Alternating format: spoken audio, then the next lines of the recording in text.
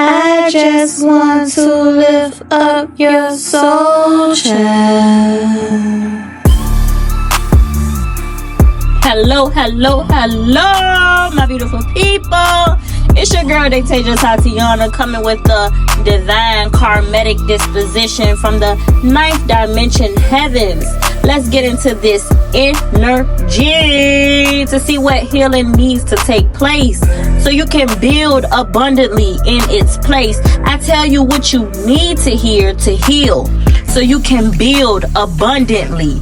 Heavenly Father is the head of our table, and this message is from Source, the Creator. So we pray that we receive the ears to hear, the eyes to see, the knowledge to know, and the wisdom to understand. As all spirit guides and angels of light come forth to create a shield of protection physically and spiritually, transmuting all darkness into a light source. Let this channeled message be clear, concise, and accurate with the collective energy. Holy Spirit, please bring forth the overall energy and turn our energy so we can intuitively be in sync with the message. Let's get into it. Tap, tap, tap, tap in. Tap in from the east. Tap in from the north. Tap in from the west and tap in from the south. Hit that subscribe button and let the light get illuminating. What is the energy? Read it, and read it well.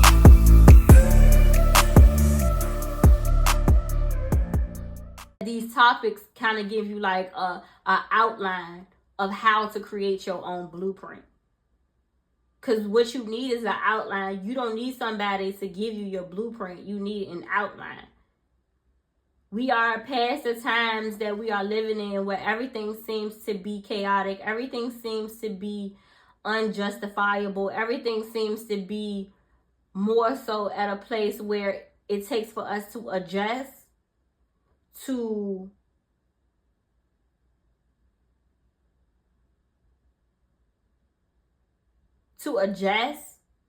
create, to cultivate, and to provide. So it's like with those concepts in mind,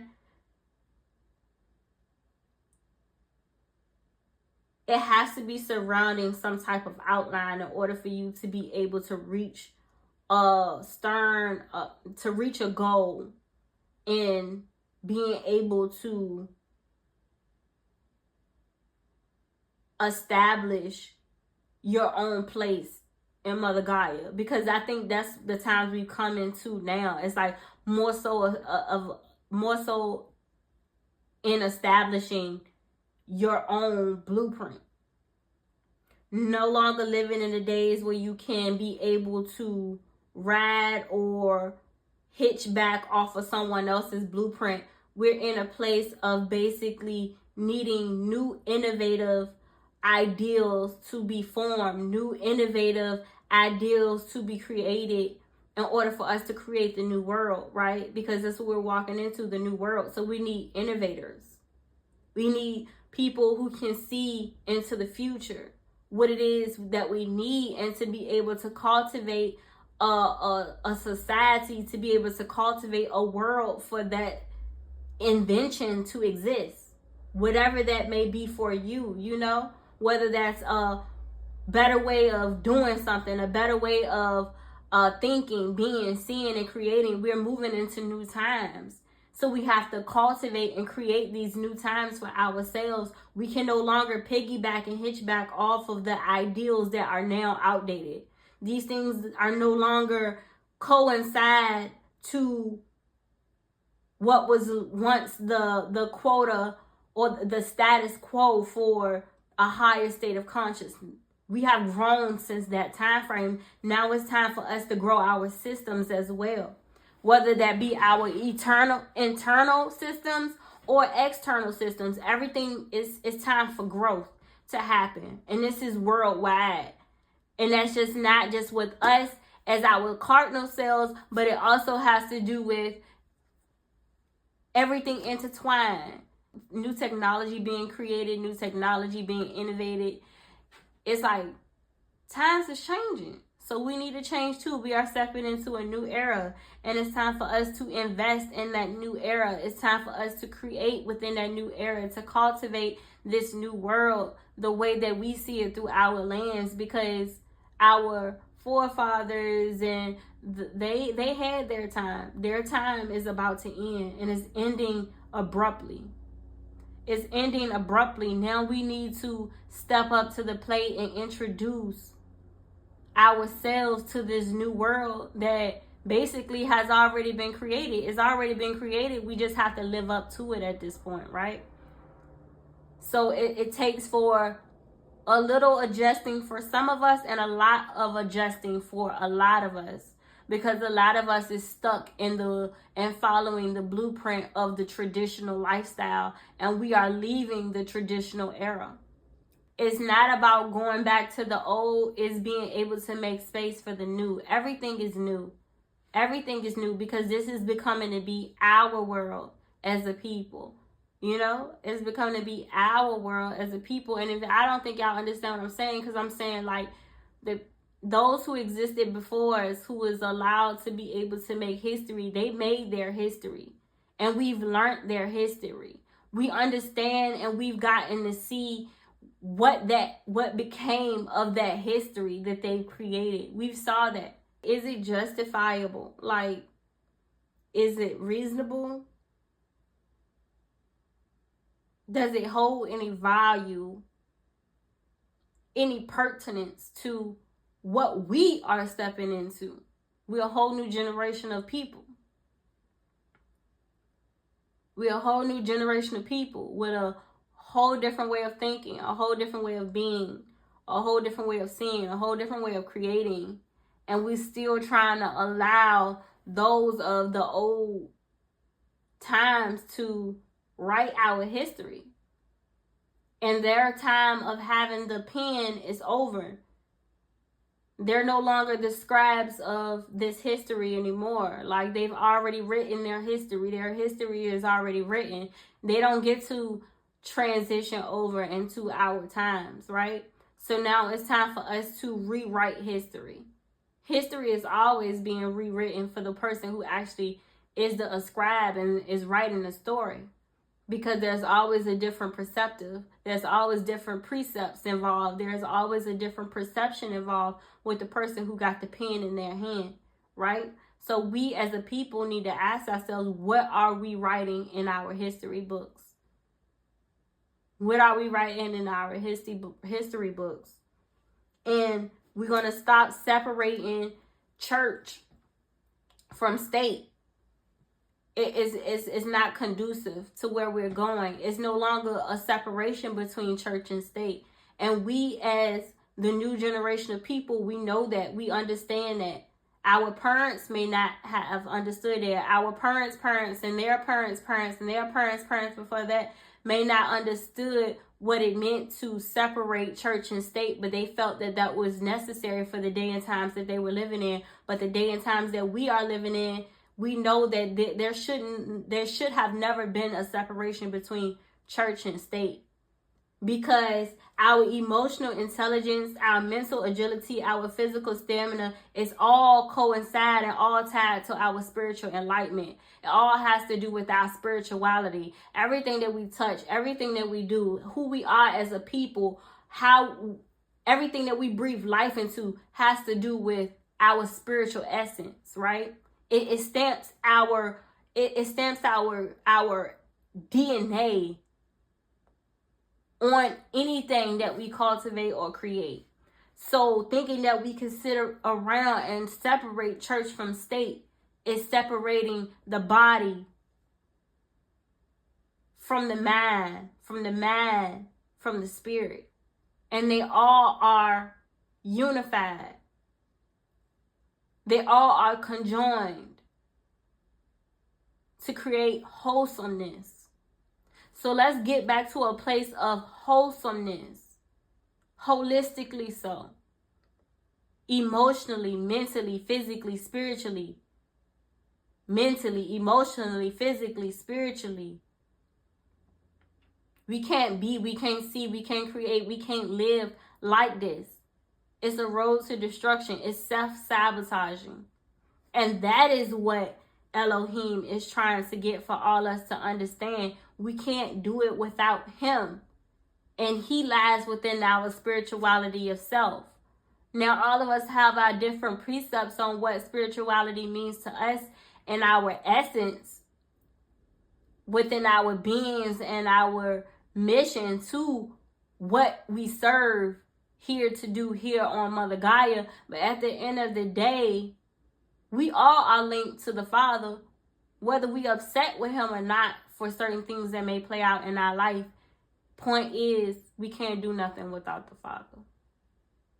And once we begin to admit that, we can begin to move forward into a different way of creating, a different way of doing, a different way of solving a lot of the world's crisis that we are experiencing today. Even with the state of being in a lack thereof of resources. Living within a polluted society. It's a lot of people, not just a polluted society. Society in having to do with the external body, mind, and spirit as the collective, but also having to do with the society of self, mind, body, and spirit. Both entities playing a role in the challenges that we deal with today, that we are experiencing today. A lot of the crises that we need to remedy, a lot of the crises that we need to be solving here on Mother Gaia deals with not just the external body, but also the internal body as well. But it takes for you to adjust eternally before you can remedy or come to a solution to a crisis externally. And that's what Elohim is trying to tell us. We can't heal the earth when we have yet to heal ourselves.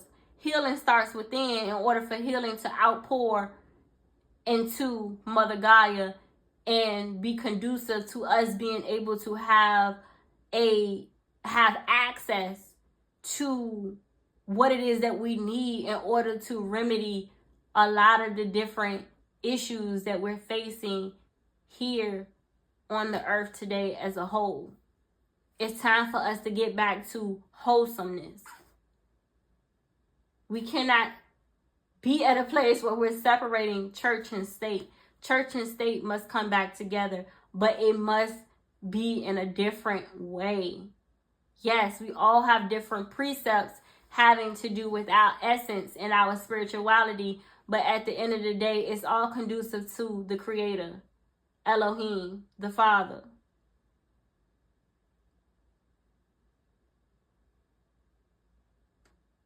We have allowed for them to separate us through different divisions in mind and body and spirit, not really understanding what that would cause or what that would do, what division would truly do to the division of earth itself, as division is creating a dividing of everything here on Mother Gaia. Everything is starting to be divided.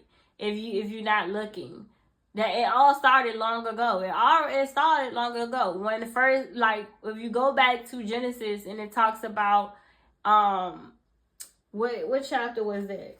And I always tie it back to that because the Lord always begins to really show us and give us a insight into when it all began, and it's just like try to give us the answers to our problems, but some of us just be too stubborn to listen. Like, we be trying to put too much having to do with individuality into collectivity.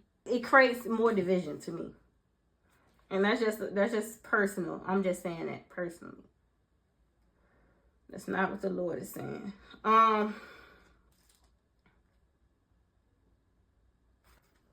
But it was talking about the Peleg, when it was like, Peleg.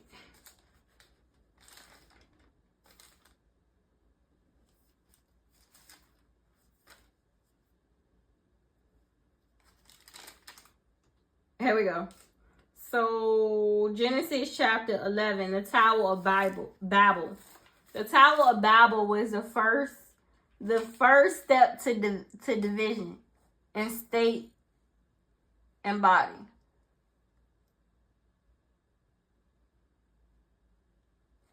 State having to do with the collectivity of the all and the body of self. Individuality. This is when division began to come into play, and that in itself created even more division, which led to more division, which led to more division, which led to more division, more division, more division, more division, which caused more crises, more challenges, more crises, more challenges, more crises, more challenges, right? So the Tower of Babel, y'all already know how the Tower of Babel goes, as it all starts with the Cushite Nimrod. Nimrod was this warrior. He was a mighty warrior in the eyes of Elohim, right? And we'll talk a lot more about this, having to do with Nimrod being this mighty warrior, because a lot of y'all may not know, but when he is mentioned as this mighty warrior, it doesn't go deep into context in this Bible, having to do with the English Bible. But as you read a lot more within the English Bible, and also in context with some other intellectual properties having to do with ancient history, and also coincided with other biblical texts having to do with the Torah, having to do with the Quran and things like that, you will begin to learn a lot more having to do with the Nephilims, right? Nephilims having to do with the giants. The giants having to do with being descendants of the fallen angels and the fallen angels and the daughters of sons of man, right? So it talks about how Nimrod is this mighty warrior, this Cushite. He was actually a descendant of the giant lineage, in connection having to do with the fallen angels and the daughters of sons of man who were wives of the fallen angels, right? Elohim did not kill all of them off. And that's what you will begin to learn. Even when it talks about King David going against Goliath. Goliath was a giant. He was a descendant of the giants. All of them were not actually, they didn't all die off during the flood. So Nimrod, back to the story. So the mighty warrior Nimrod was a Cushite. He was a part of what goes on in the text, who later becomes like the Assyrian tribe. But this was at the very beginning. The Cushites. Nimrod was a part of that, this mighty warrior. He came up with the ideal to build the Tower of Babel. The Tower of Babel was supposed to be this huge architecture, skyscraper, you know what I'm saying, that reaches the heavens, basically. It's supposed to reach the heavens. And when it's supposed to symbolize a rebellion. A rebellion against who? A rebellion against Elohim, having to do with Nimrod, this warrior, this mighty warrior, who was a descendant of the giants, who is also in connection with the fallen angels and also the daughters of sons of man, who had turned against, who basically was doing all types of evil and witchcraft, occultism, and all these different things that were not of the light. It was of dark, right? That's why a lot of this stuff was banished. It's not because of what's being studied more so, but more so of what happens when the heart that actually gains access to this information, this knowledge, this outpour of information, and they use it for selfish gain and evil intentions and motives to push their own causes, for revenge, or whatever it may be, for power, whatever it may be, for status, whatever it may be for, that would be their intentions or their motives. Their heart posture wasn't in the right place. So to have access to this information was kind of like forbidden. That's why it was considered to be forbidden knowledge.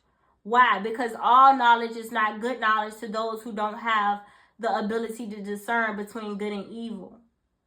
And I said this to y'all before as well. Knowledge is not always good to those who do not have the discernment to discern between good and evil. So Nimrod, this mighty warrior, came up with the idea to create this skyscraper, this architecture stature that is supposed to reach the high heavens. It's supposed to symbolize their ability to be like God, or like what they would call in their time the gods, because they believe that the fallen angels were the God. Why would they believe that the fallen angels were the gods? Because they actually were like God. They were actually powerful. They did actually have the ability to do what most sons of man could not do, right? So they worship these entities, these properties that had similarities or abilities like God, but they were not the God. You see what I'm saying? That's why a lot of people get it confused and they be like, there is no such thing. No, it's God's. Yes, it's God's out there. Yes, it is. But it's little g, more having to do with the similarity of them being like God, because we are all creations of the God. How can we not be like God? If he is the one that created us, it is his essence that has imprinted on all of us to give us the ability to do whatever it is that he has created us, the ability or the capability to do whatever we have been called to do, in whatever dimension we've been called to do it, right? So these deities that we learn about, these sky gods and all of these different things that we worship, they all have their magical properties, just like the herbs, the plants, the roots, the water. You see what I'm saying? The wind, the fire. And once you begin to study these things, and I do mean honestly study them. I don't mean just like surface level study it. I mean study its spiritual essence that allow for it to carry these magical properties that one would always speak or talk about, like these the supernatural. Like, oh my God, how can this do this? This is so supernatural. Like, you begin to dive deeper into the scientific experiments having to do with everything evolving around the elemental properties of Mother Gaia. And we began to see that it's not because of the property itself having to do with the carnality of it, but it also has to do with the spiritual essence of it, that of which makes it powerful, what makes it supernatural, that makes it magical. And that's what we're missing. The connectivity to the spirituality of it is what is missing from the wholesomeness of us as a people, both in internal and also external nature.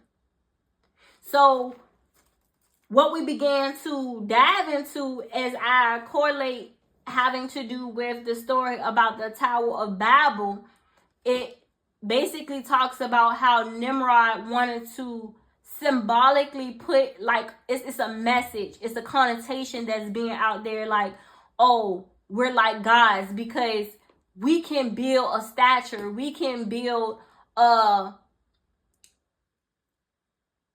skyscraper, we can build this architecture that reaches the high heavens. And it's the start of a rebellion. A rebellion against who? A rebellion against the heavens. A rebellion against Elohim. To say, if we got the power to do this, what else can we do? What else can we do? It's a way to get the people. It's the first step to getting the people to see through a different lens of what's possible if we all work together. If we all work together to do what? To go against the heavenly realm, the heavenly beings. And why was this a thing back in the day?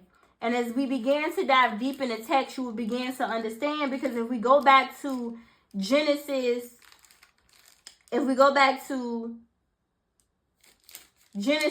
chapter 2, in verses 4, during the creation of man and woman, it says, these are the generations of the what? These are the generations of the heavens and the earth. The heavens and the earth, not just the earth, but the heavens and the earth when they were created. The heavens and the earth were created together. The earth and the heavens were created together.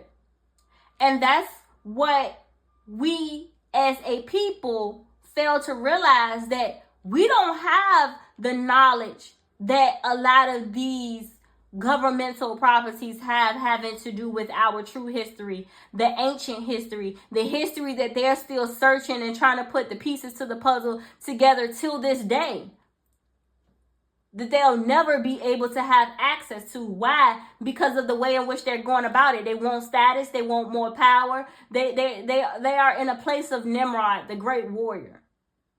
This is the place and the stance that they are taking and trying to be able to unlock the knowledge and be able to unlock the ancient history and practices of the ways of the renown. But they will never be able to access it fully. Why? Because of what they want to do with it. Every inclination of their heart is evil. Every inclination of their heart is evil. Their motives, their intentions for doing it is evil. It's not for the good of the people. It's not because they want to remedy the issues and the things that they are basically challenged with today, having to do with Mother Gaia and the state of Mother Gaia, the health of Mother Gaia.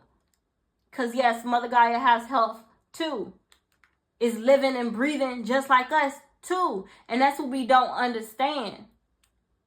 That's what we don't understand. The interconnectedness of the all, of the universe. How we are the universe and the universe is us. So as Mother Gaia continues to die, so do we. The great warrior Nimrod was trying to rebel against the heavens. The heavens. And that's what we have lost access, the knowledge we've lost access to. The heavenly knowledge. The ancient knowledge of the heavens.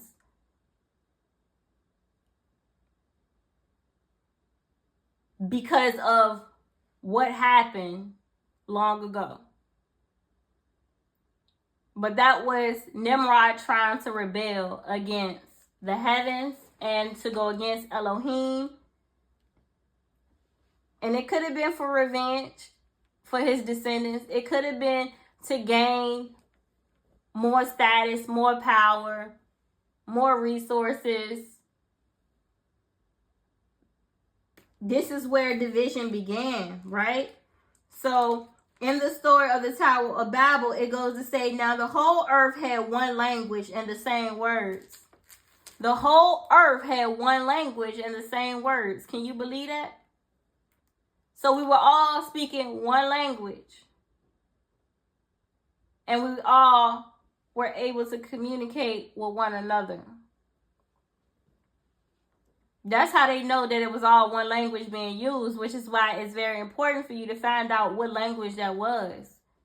Because that would give you more of an understanding of your roots of where you come from, because that is the language that the earth actually, that is the language that the universe actually responds to. Not this English that we use. No, it's not that. Definitely not that. It's a different tongue that is used that the universe hears, listens, and obeys.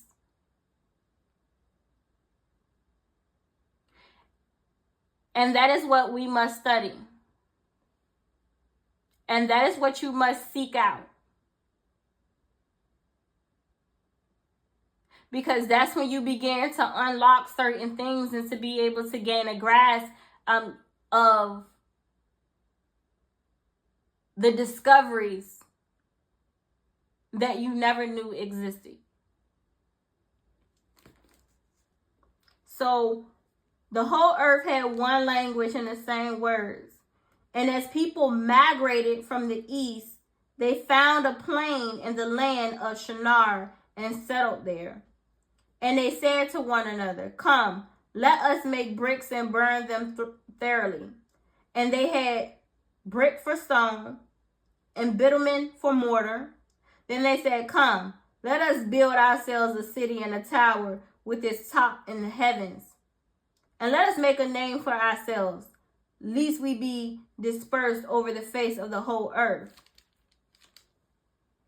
And the Lord came down to see the city and the tower with children of man that the children of man had built. And the Lord said, behold, they are one people, and they have all one language.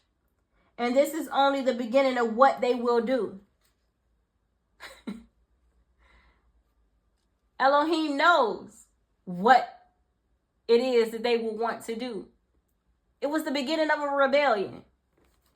It was the beginning of a rebellion. Of course, they're going to break the text up like this because this book has been written thousands and thousands and thousands and thousands and thousands and thousands and thousands and thousands of different times by different people. But that's something that they'll never really tell you, but it has. And as they sit there and the scribe is writing out the history, they say, oh no, don't add that history in. They don't need to know that. Don't add that history. Don't add that piece of history in. No, they don't need to know that. No, don't add that piece of history in. No, they don't need to know that. Say it like this. Put this truth in there because we can't take this truth out, because if we do, we will die. But so keep this truth in it, but put it in a way that makes them confused. Confuse the text so they can't be able to decipher the text in a way for them to be able to understand it fully, to perceive the precepts that Elohim is allowing for them to be able to see, so that they can see the bigger picture of it all. Let's make them work for it. Let's make them search for it. And Elohim is all about growth and development.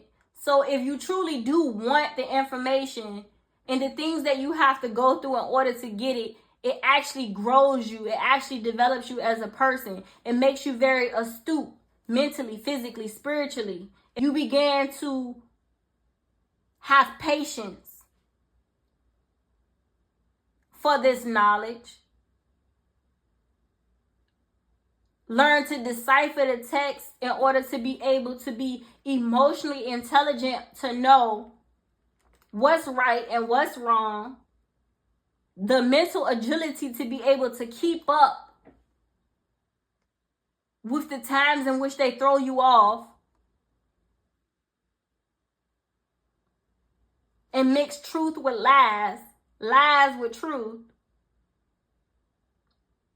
and have the physical stamina, meaning be healthy, mind, body, and spirit. Yes, the physical stamina to be healthy in order to be able to eat these words and allow it to be able to meditate in you, holistically so.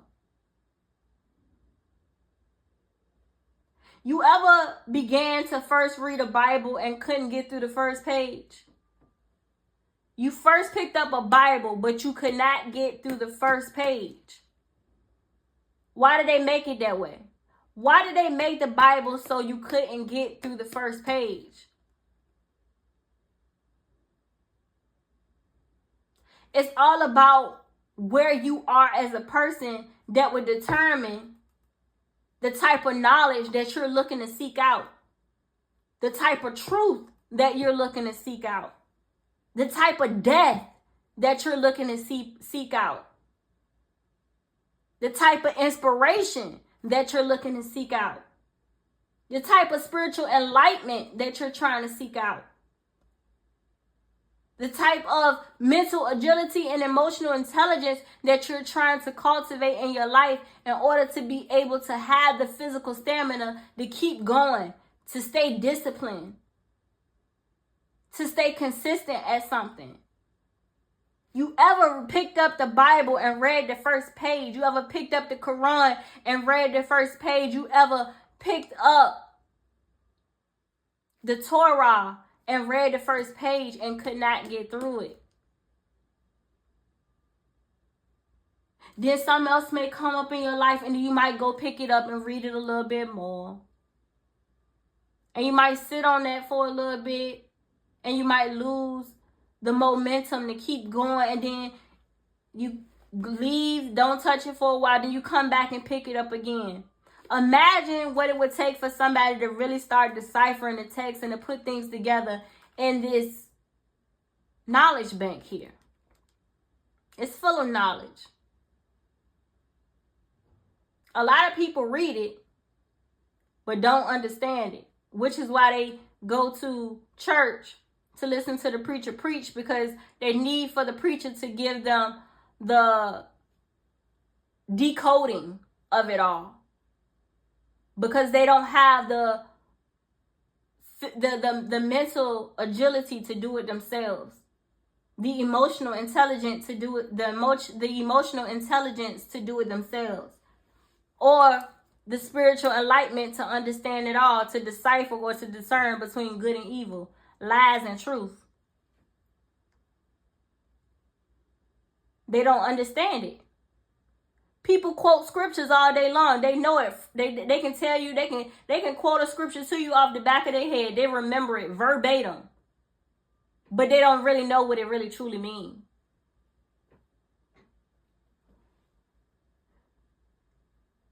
And they don't even know where it actually comes from, where it was derived from. They don't know none of that, but they remember it verbatim.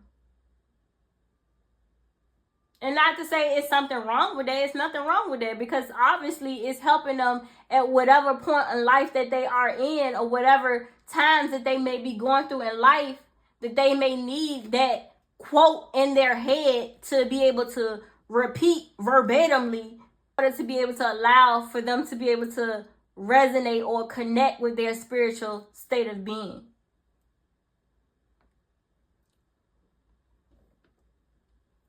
So, earth and the heavens were made at the same time. How many people y'all been Christians for 15, 20 years and you did not know that the earth and the heavens were made at the same time? How many of you been Christians for 15, 20 years and you did not know that even after the flood, there were still remnants of the descendants of sons of God?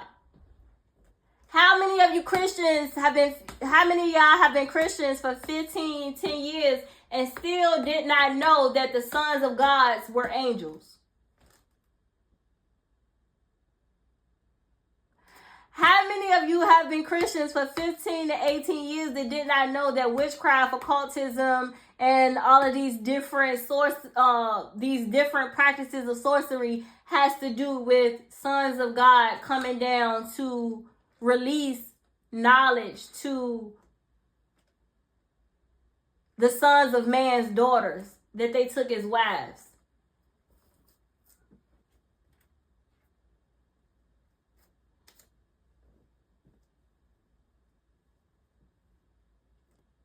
How many of y'all been Christians for 15 to 20 years and y'all didn't know that Abraham had other kids outside of just Sarah and Hagar?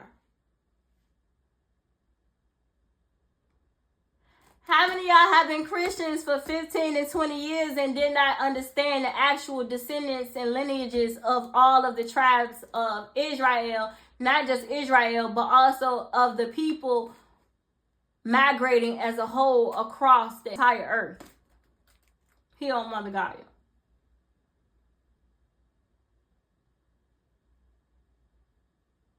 How many of y'all been Christians for 15, 18 years and y'all didn't understand that each one of y'all got a spiritual gift?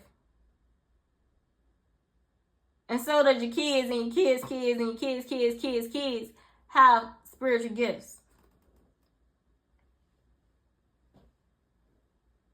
How one may use them would determine the outcome of whether it may be considered to be evil or of light.